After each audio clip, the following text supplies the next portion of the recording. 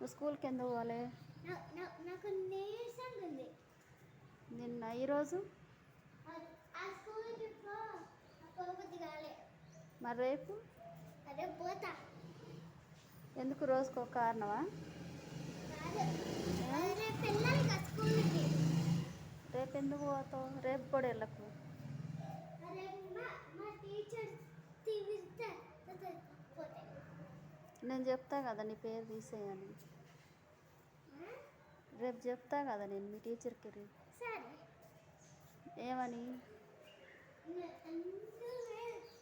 నువ్వేమని చెప్తావా అదే చెప్పు. పేరు తీసేయని చెప్తా. చెప్పు. మంచిగా వేరే స్కూల్లో జాయిన్ అవ్వచ్చు.